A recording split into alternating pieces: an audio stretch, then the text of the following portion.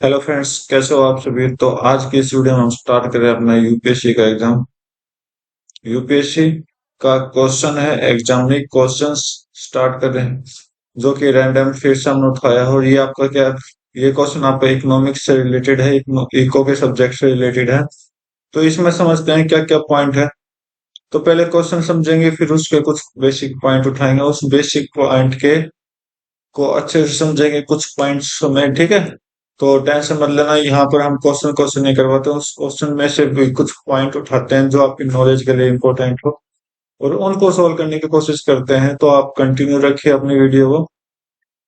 तो first point क्या बोला है इन्होंने, स्टेटमेंट दे रखी, तीन स्टेटमेंट आपको दे रखी, बोला कि कौन सी स्टेटमेंट राइट हो जाएगी। ओके, फर्स्ट बोला कि in India non banking financial company जो एनबीएफसी है, एनबीएफसी है, वो क्या करती है, एक्सेस ले रखी liquidity adjustment faculty. Liquidity adjustment faculty क्या होता है, आपने सुना होगा कि रेपो रेट क्या होता है, रिवर्स रेपो रेट क्या होता है, ये चीज आपने पक्का सुन रखी होगी। तो ये इसी को हम क्या करते हैं, लिक्विडिटी के अंदर ऐड करते हैं। विंडो ऑफ द आरबीआई,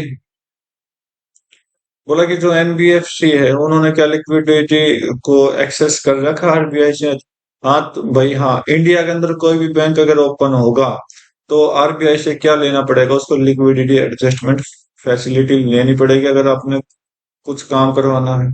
तो एनबीएफसी क्या, नॉन बैंकिंग, क्या नॉन बैंकिंग ये होते हैं जो आपको क्रेडिट कार्ड देते हैं, लोन देते हैं, ठीक है, जमीन वगैरह का कागज वगैरह करवाते हैं। तो ये सभी क्या कहाँ आते हैं, नॉन बैंकिंग में आते हैं। तो फर्स्ट स्टेटमेंट आपका राइट है। इन इंडिया, दूसरे स्टेटमेंट बोले कि इंडिया जो फॉरेन इंस्टीट्यूशनल इन्वेस्टर हैं, मतलब जो विदेशी हैं, क्या, जैसे देखो आप क्या करते हैं, रुपए को डॉलर में चेंज करवाते हैं, डॉलर को रुपये में चेंज करवाते हैं, मतलब अलग अलग करेंसी को अलग अलग जगह चेंज करवाते हैं। तो इंडिया में क्या ऐसी बात की कि गवर्नमेंट सिक्योरिटी है इस तरह की।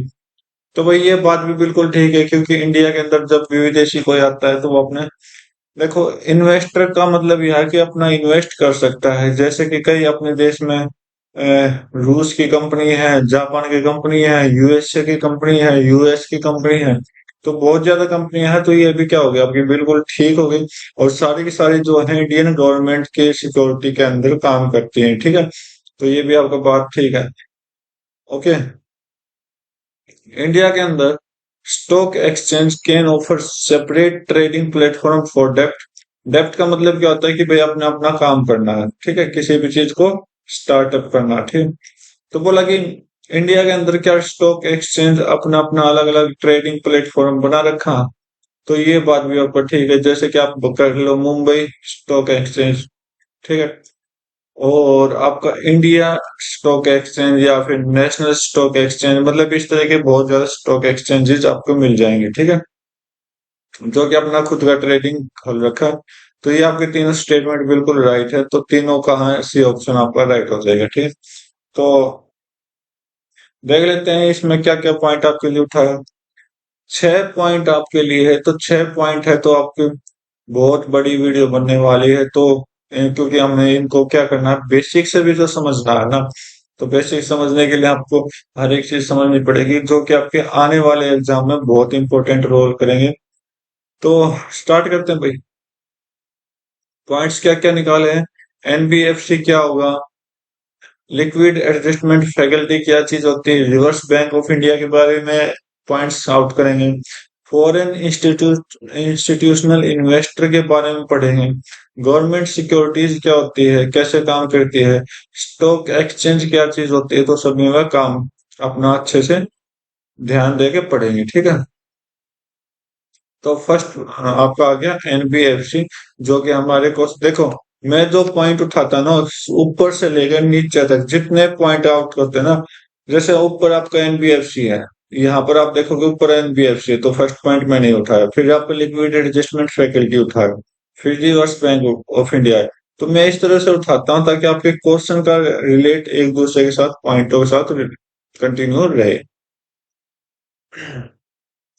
तो एनबीएफसी की बात कर लेते हैं। तो डेफिनेशन क्या करता है कि NBFC financial institute that offer various bank service, bank service तो ऑफर करती है but do not hold a banking licence, लेकिन इनके पास बैंक का लाइसेंस नहीं होता। ठीक है। मतलब जैसे आपके पास आपके इलाके में क्या होगा, कोई फाइनेंसर होता है तो वो क्या काम वो क्या करता है, नॉन बैंकिंग काम करता है। ठीक है। Can not accept demand deposit, मतलब ये डिपॉजिट वगैरह नहीं लेते हैं, जो कि सेविंग और करंट का में होती है। ठीक है। जैसे टाइप टाइप पूछ लिया, देखो टाइप मैंने बताया था अभी आपको। एसेट ये एसेट फाइनेंस कंपनी क्या वो कुछ चीजें लेती है, उस पर काम करना स्टार्ट करती है, इन्वेस्टमेंट करना स्टार्ट करती है। ये लोन का तो मैंने बताया था आपको एग्जांपल स्टार्टिंग में। इंफ्रास्ट्रक्चर फाइनेंस का काम करती है, माइक्रो फाइनेंस इंस्टीट्यूट का काम करती है। अब ये क्या क्या चीज है ये खुद पता करोगे तो अच्छा है। ठीक है। इनके रूल और इम्पोर्टेंस की बात करें, in the financial system by providing credit to the under, मैंने बोला था क्रेडिट कार्ड वगैरह जो अप्लाई करवाते हैं, under sorry undeserved sector like small and medium enterprises. कहाँ कहाँ काम आता है क्रेडिट, क्रेडिट मतलब जमा पूंजी करते हैं। कहाँ कहाँ स्मॉल और मीडियम एंटरप्राइज मतलब छोटे मोटे, जो आप ये कह सकते हो दुकानदार वगैरह। रिटेल कस्टमर जो कि अपना रिटेल का काम करते हैं। अनबैंक रीजन जो कि अनबैंक रीजन जैसे कि किसी से हमने अपने पड़ोस में भी उधार मांग मांग लिया तो वो भी किसके तहत आएगा, आपके एनबीएफसी के तहत आएगा। ठीक है। They complement bank by offering specialised finance service and product, thereby contributes to financial inclusive and economic growth।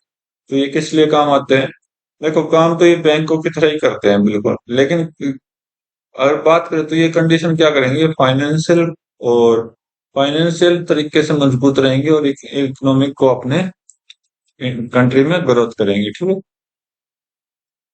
Regulation और ओवरसाइट के बारे में बात कर ले तो रेगुलेशन क्या है, रिवर्स बैंक ऑफ इंडिया जो है रेगुलेट करती है एनबीएफसी को।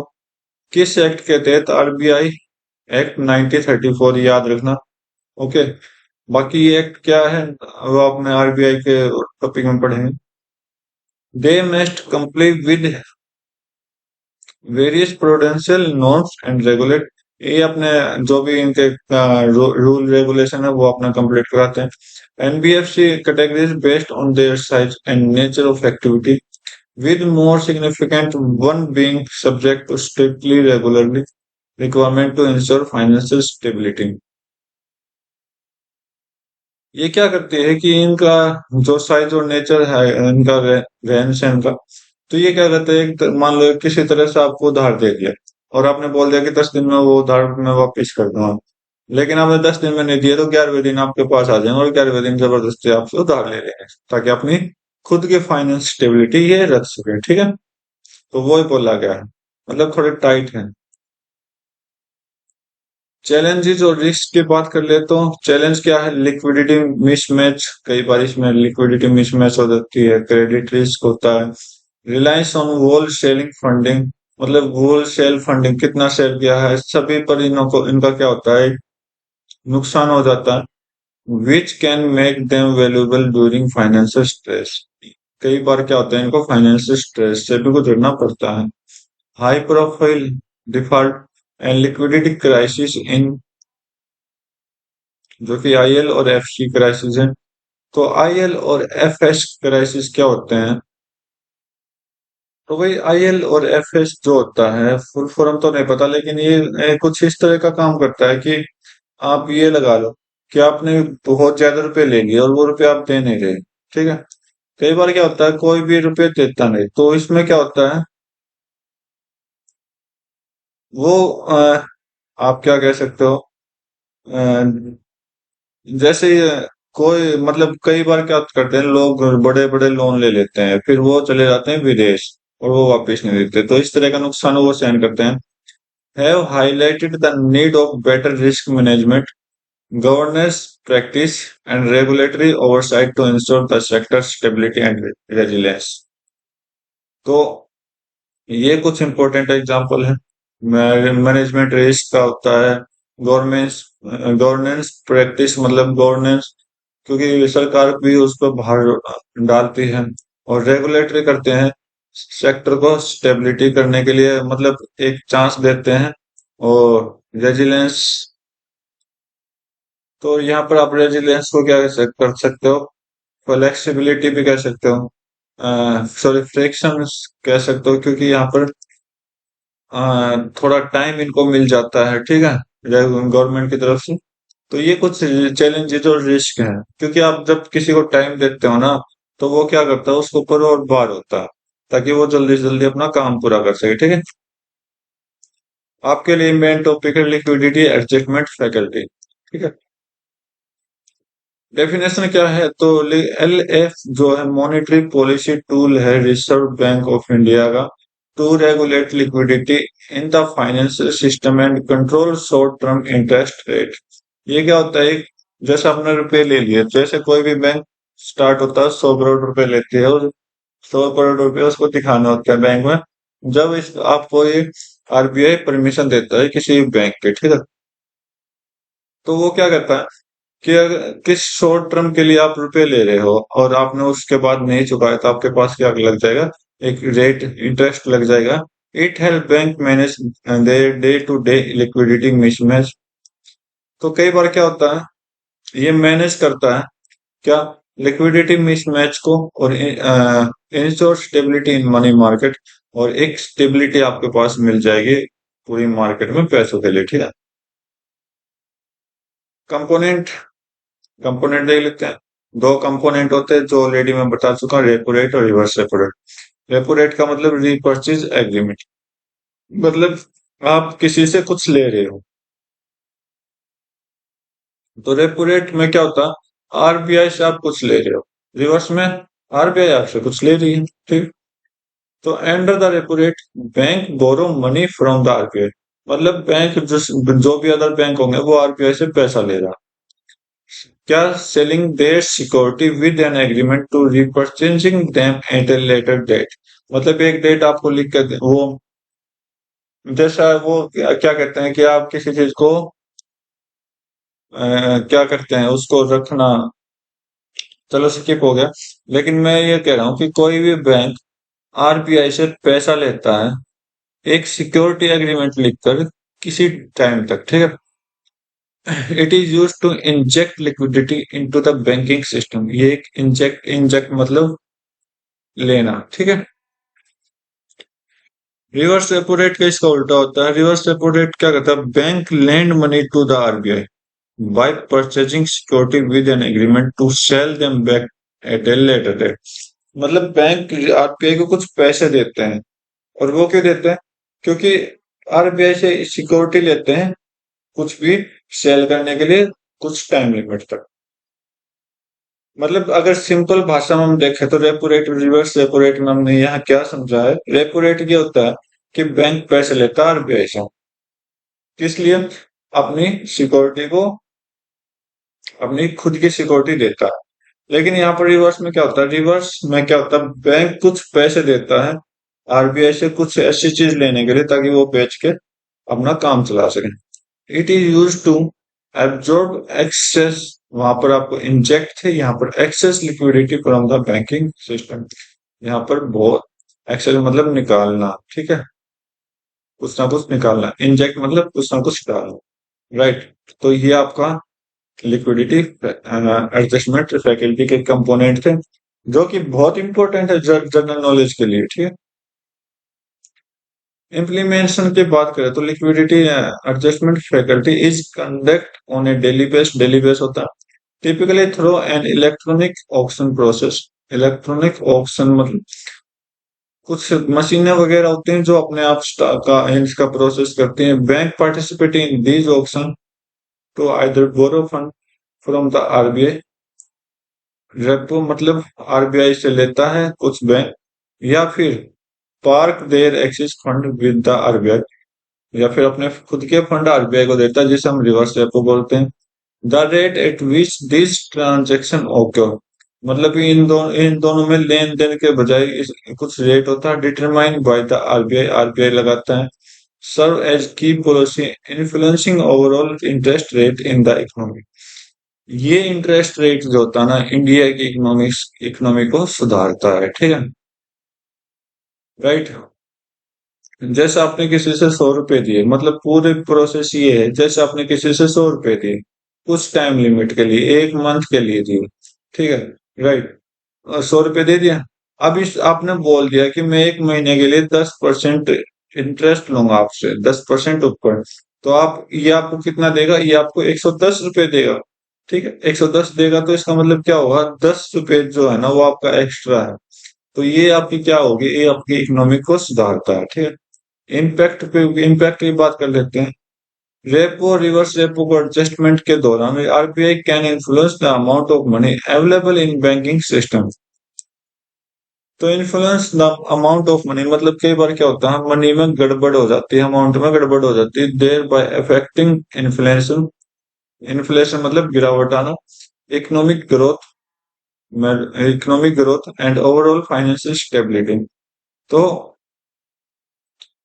मतलब सारी बात करें तो फाइनेंशियल स्टेबिलिटी को यहाँ पर देखा जाता है। एग्जाम्पल दे रखा आपको अच्छा सा।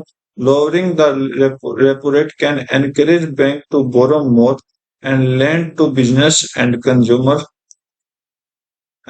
stimulating economic activity। तो यहाँ पर एग्जांपल दे रखा है कि रेपो रेट के अकॉर्डिंग आप क्या कर सकते हो, किसी बैंक को एनकरेज कर सकते हो।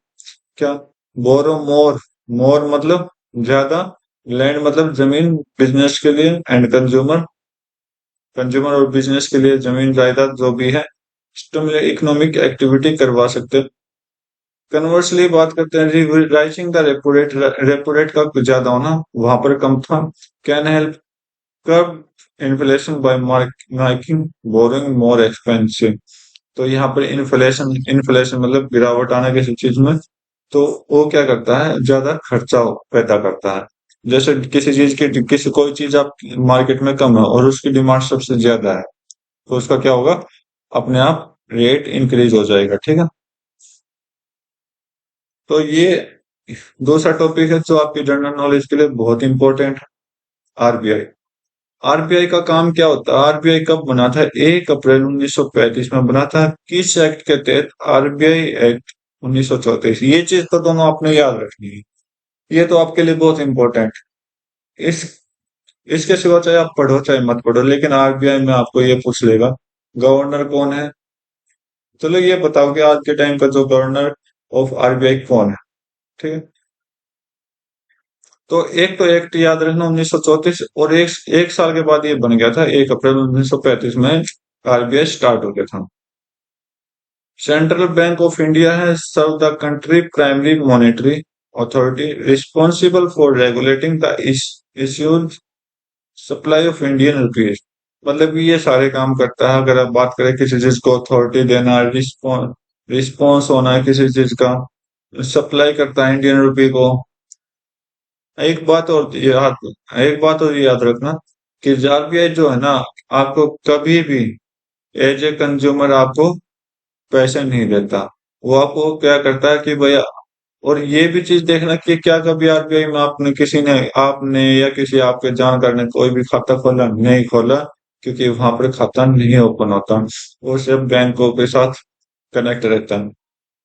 Primary object is to maintain monetary stability in India and ensure adequate flow of credit to productive sector।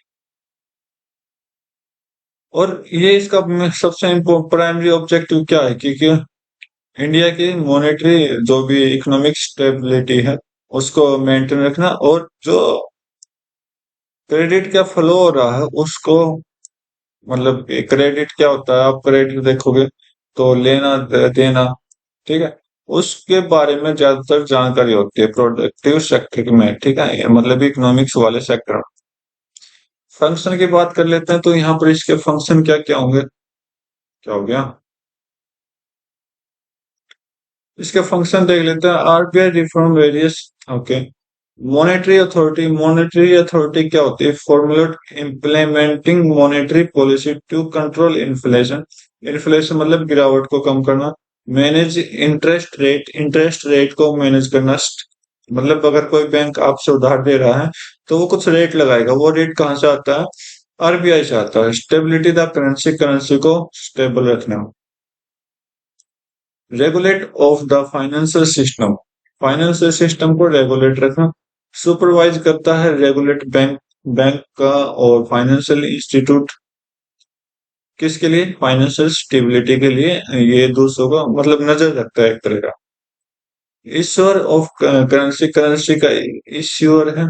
Ensure मतलब सोल अथॉरिटी, अथॉरिटी है, अथॉरिटी इसके पास है for issue issue and managing the supply of Indian currency note and coin. मतलब कि supply currency note और coin का supply करना भी इस पर निर्भर है। डेवलपमेंट रोल क्या होता है, अपने रोल को कैसे डेवलपमेंट करता है, financial inclusion, development of financial market and supporting national economics policy. National economics policy में भी क्या करता है, सपोर्ट का काम करता है। अब मॉनेटरी पॉली वहां पर अथॉरिटी अपना पढ़ाते हैं, यहाँ पे मॉनेटरी पॉलिसी क्या होती है, जो कि आपके लिक्विडिटी एडजस्टमेंट स्टेबिलिटी है। आरबीआई जो है ना कुछ लेता तो repo rate, reverse repo rate जो आप ऑलरेडी समझ चुके हैं। रेपो रेट क्या होता है कि RBI lend short term fund to commercial bank, commercial bank को कुछ समय के लिए पैसे देता है। रिवर्स रेपो रेट क्या होता है, अपना पेन कहा गया ये, the rate at which RBI borrow fund from the commercial bank. RBI क्या करता है, दूसरे बैंकों से पैसे लेता है किसी rate. Cash reserve ratio, CRR भी आपके लिए इंपॉर्टेंट है, एसआरआर भी आपके लिए इंपॉर्टेंट है। पर सीआरआर क्या होता है, percentage of bank total deposit that must be maintain without with the RBI as a reserve. मतलब बैंक अपने पैसे कहाँ रखता है, आरबीआई में रखता है, ताकि वो अच्छे से मेंटेन रहे, ठीक। क्योंकि बैंकों के पास तो आप रुपए दे रहे हो, वो रुपए थोड़े ना बैंक रखने वाला, वो रुपए कहाँ जाते हैं, ज्यादातर आरबीआई में जाते हैं, ठीक है। बैंक तो अपने पास थोड़े थोड़ी अमाउंट रखता था कि आप लोगों का लेना देना स्टार्टअप रहे। स्टेचुरी लिक्विडिटी रेशियो क्या होगा, तो percentage of bank net demand, बैंकों की जो डिमांड है, and time liabilities that must be maintain in the form of liquid asset. मतलब कि बैंक उनको कुछ देता है, जैसे एक सिक्योरिटी देता है, वो सिक्योरिटी क्या करता है, सिक्योरिटी उस चीज की रखी जाती है जो बैंकों को अगर नेट डिमांड मतलब बिल्कुल परफेक्ट डिमांड हो ना, और वो कुछ टाइम के लिए, तो वो उसको एक फॉर्म किया जाता है और जिसे आप लिक्विड एसेट क्या बोलते हो, वो आपकी सिक्योरिटी को रख लेते हैं। तो ये आपका स्टेचुरी स्टेचुरी लिक्विडिटी रेशियो हो जाएगा। रेगुलेटरी एंड सुपरवाइजरी की बात कर लेते हैं, तो RBI regulator and supervises financial institute to ensure the stability and soundness of financial system. RBI जो है उस बात करती है वो क्या, अपने फाइनेंशियल जो भी बैंक है एंड नॉन बैंकिंग है, तो वो अपने स्टेबिलिटी रखता है, और साउंडनेस का मतलब पता नहीं चलता किसी भी चीज को अपने अपने सिस्टम के बारे में, बैंकों को भी नहीं पता इनके बारे में। वे बैंकों के लिए तो कुछ रूल निकालते हैं और वो रूल बैंकों को मानने पड़ते हैं, ठीक है। इसके अलावा इसके अंदर की बात इनको किसी को नहीं पता होता। बात कर लेते हैं include setting prudential form. Prudential form मतलब क्या, बहुत ज्यादा पढ़ा लिखा जो नॉर्म्स होते हैं, जो भी रूल रेगुलेशन होते हैं। कंडक्टिंग इंस्पेक्शन, इंस्पेक्शन मतलब जांच करते हैं, ऑडिट, ऑडिट मतलब वो ही होता है जांच पड़ताल करना। In taking corrective action with necessary, जरूरतमंद के अकॉर्डिंग ये अपने एक्शन लेते हैं। RBI also play a crucial role in managing foreign exchange and monetary the country foreign exchange reserve.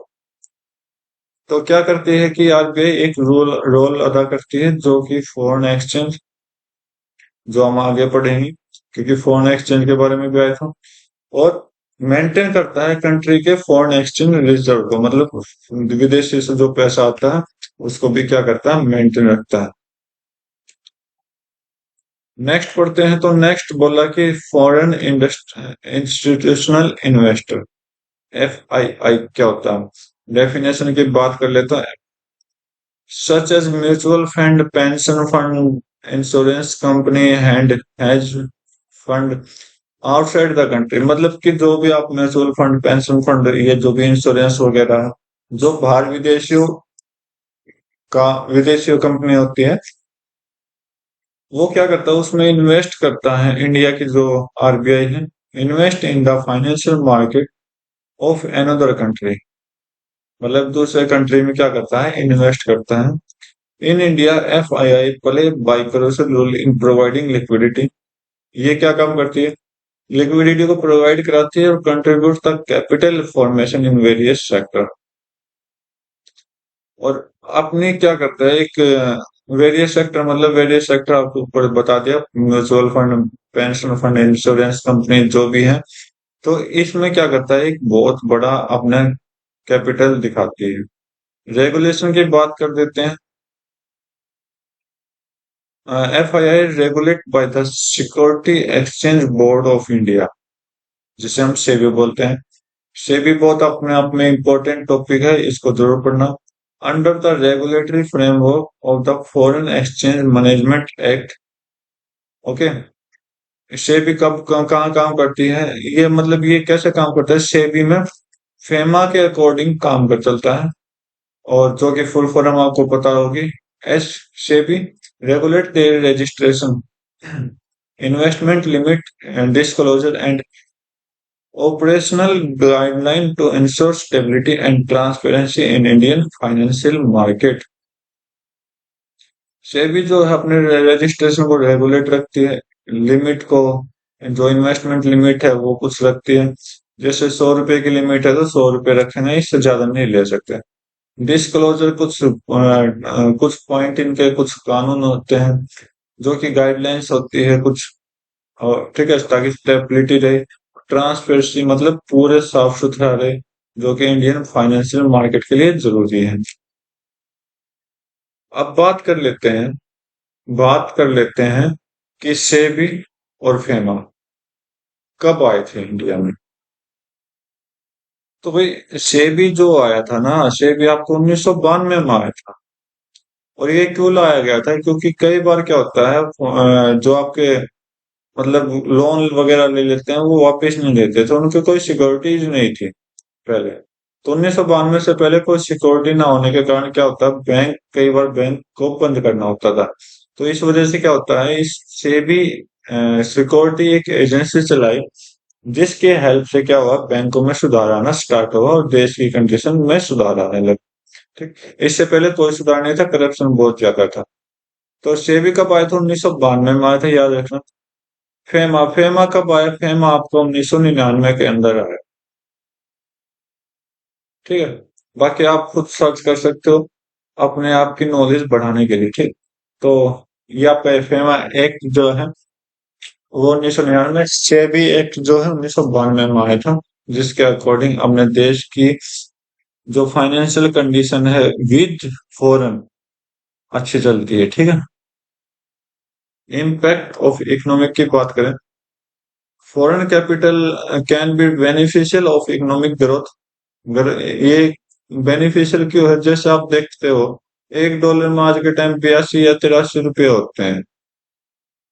ठीक है, तो जैसे अगर $1 यहाँ पर आके सिक्योरिटी में रख दिया जाता तो ये कितना रुपए बना रहे हैं, 82 83। मतलब कि इंडिया की गवर्नमेंट क्या कर रही है, ऊपर उठ रही है, अच्छा से अपना बेनिफिट कमा रही है। Contribute to market efficiency by providing capital to companies and government securities. क्या कर रही है, गवर्नमेंट सिक्योरिटीज और जो भी कंपनीज है, वो अपनी कैपिटल को, कहाँ कैपिटल मतलब पैसे की बात हो रही है, वो प्रोवाइड कराती है क्या, मार्केट के अंदर। ओके, जैसे कि कोई इन्वेस्ट करना, ठीक है, आगे देखते हैं। हाउएवर देयर इन्वेस्ट, ये लोग बोल भी दिया, can also introduce volatility as they may withdraw fund based on global economic condition affecting stock market stability. इस पूरी लाइन का मतलब ये है, स्टॉक मार्केट में अपना पैसे को इन्वेस्ट करना। मार्केट का मतलब क्या होता है, स्टॉक। ठीक, मतलब बाहर अपने पैसे को क्या करना, इन्वेस्ट करना। ठीक है, पॉलिसी चेंज एंड ट्रेंड्स की बात करते हैं। Change in FII regulation and policy have significant impact on Indian economy and market. Indian economic और मार्केट में जैसे जैसे रूल चेंज होते हैं एक बहुत ही बड़ा इम्पैक्ट देखने को मिलता है। एग्जाम्पल के तौर पे देख लेते हैं, चेंज इन टैक्सेशन, टैक्स के रूप में चेंज होना, investment limit, global economics condition can influence FII flow into India. इस तरह की बात क्या देखो, कई बार क्या होता है, अभी अभी पहले 500 और 1000 के रुपए बंद करवाए, उससे क्या हुआ, बहुत ही ज्यादा इफेक्ट पड़ा अपनी ग्लोबल, अपने इंडिया के अंदर ग्लोबल इकोनॉमिक को लेकर, ठीक है। फिर आपके 2000 रुपए के भी नोट बंद कराए, इससे भी क्या हुआ, बहुत बड़ा इफेक्ट पड़ा, ठीक है। लेकिन इंडिया इंडिया के अकॉर्डिंग तो बोला गया कि काला धन को रोका है, तो ये बात भी ठीक है, रोका है। लेकिन बात करें तो ये क्या होगा, ग्लोबल इकोनॉमिक की जो हम बात करें तो वहां पर भी बहुत नेगेटिव इफेक्ट किया है, affecting exchange rate, stock prices, overall economic stability. मतलब कि इनमें क्या हुआ, सारा का सारा डाउन गया था, ठीक है। तो ये था कि आपका foreign investor, sorry institute invest. उम्मीद करता हूँ आपको समझ आ रहा था। अब बात कर लेते हैं गवर्नमेंट सिक्योरिटीज की। गवर्नमेंट सिक्योरिटी क्या है, type of issue. Government security also known as G secs, G bonds, are डेब्ट instrument issue by government to raise fund. ये क्या करते हैं गवर्नमेंट सिक्योरिटीज, गवर्नमेंट सिक्योरिटी का काम है कि गवर्नमेंट के अंदर पैसों का जमा पूंजी करना, रेज फंड मतलब अपने आप फंड ऊंचा करना। These security are typically issued directly through auction and can have varying maturity। यहाँ पर कुछ ऑक्शन रूल, कुछ रूल चलाए गए हैं और इनकी मैच्योरिटीज मतलब इनके उनके ऊपर काम करती है। इसलिए शॉर्ट टर्म के लिए जैसे कि 1 साल या उससे कम, लॉन्ग टर्म जैसे कि 30 साल या उससे ज्यादा, ठीक है। serve as mean for government to finance their budget deficit and managing liquidity in financial system। ये इस तरह का काम का मतलब गवर्नमेंट में फाइनेंशियल बजट रखना और मैनेज करना क्या, लिक्विडिटी को, ठीक है। सेफ्टी और रिस्क की बात कर लेते हैं। Government security are considered among the safety investment because they are backed by the full faith and credit to Asian government। Government security क्यों चलती है, क्योंकि ये सबसे ज्यादा सेफ जगह है इन्वेस्टमेंट के लिए, क्योंकि फुल मतलब इनके ऊपर पूरा विश्वास किया गया है, ठीक है। क्यों, क्योंकि ये गवर्नमेंट ने चला रखा। They generally carry low difficult default risk, मतलब अब तक इन्होंने बहुत कम रिस्क लिया है, उठाया, मतलब बहुत कम नुकसान इनका हुआ है। Especially when issued by stable economic with strong fiscal discipline। तो स्ट्रॉन्ग फिजिकल, फिजिकल क्या होता है, फिजिकल आपका होता है टैक्स रिलेटेड। जैसे कोई गवर्नमेंट का पर्सन टैक्स देता है ना, तो वो आपका फिजिकल में होता है। तो गवर्नमेंट पर्सन भी क्या होता है, यहाँ पर बहुत डिसिप्लिन में रखा गया टैक्स वगैरह। They are subject to interest rate risk, interest rate जो भी रेट है उनको रिस्क को मैनेज करता है। As their market prices fluctuate inversely with change in privileging interest rate. जैसे जैसे इंटरेस्ट रेट का चेंज होता है, क्या होता है, मार्केट प्राइस फ्लक्चुएट, फ्लक्चुएट मतलब खत्म होना, खत्म होना मतलब उड़ना, उड़ना, ठीक है, एक तरह का आप उड़ना कह सकते हो। तो ये क्या करता है, इंटरेस्ट रेट को भी मैनेज करता है, ओके। तो ये, सॉरी ये तो रिस्क है ना, तो इंटरेस्ट रेट जैसे बढ़ेगा तो मार्केट क्या होगी, फ्लैक्चुएट होगी, फ्लैक्चुएट मतलब अफरा तफरी मचना, ठीक। आगे देख लेते हैं। तो गवर्नमेंट सिक्योरिटीज बेस्ट इतने हैं। स्टॉक एक्सचेंज की बात कर लेते हैं, फंक्शन की बात कर लेते हैं। फैसिलिटी ट्रेडिंग, ट्रेडिंग का मतलब क्या होता है, जैसे आप इन्वेस्ट करते हो वो एक तरह का ट्रेडिंग होता है। Stock exchange provided platform where stock bond and other security can be bought and sold by investor. मतलब आप कुछ भी यहाँ पर खरीद सकते हो, कुछ भी बेच सकते हो, ठीक है। प्राइस डिटर्मिनेशन की बात करते हैं। स्टेब्लिश फेयर प्राइस होता है through the interaction of supply और डिमांड।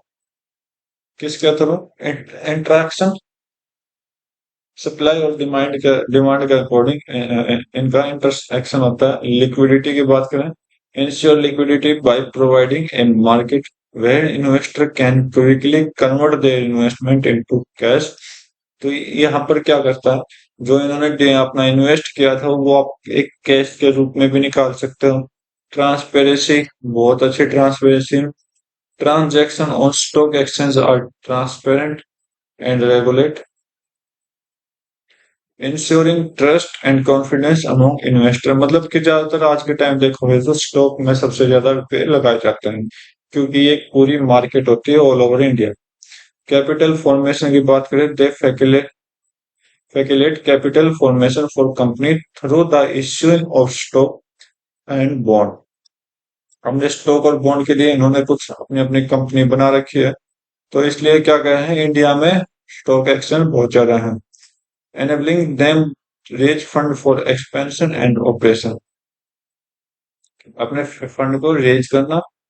ओके, एक्सपेंशन मतलब अपने खर्चे वगैरह, और ऑपरेशन मतलब अपने काम के लिए पे ये निर्धारित रहती है। Okay,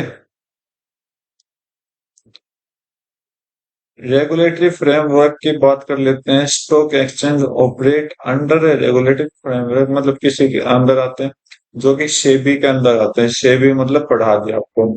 and security and exchange commission in USA.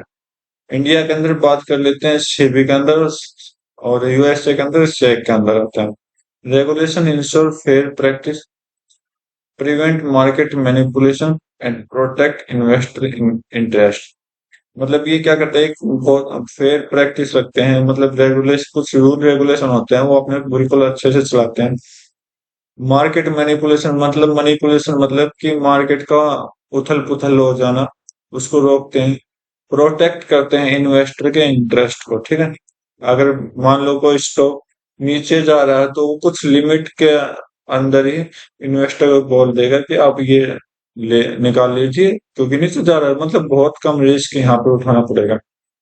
Listing requirement की बात करें, company must meet specific criteria to list their security on a stock exchange, ensuring they adhere to financial reporting standard and corporate governance norm।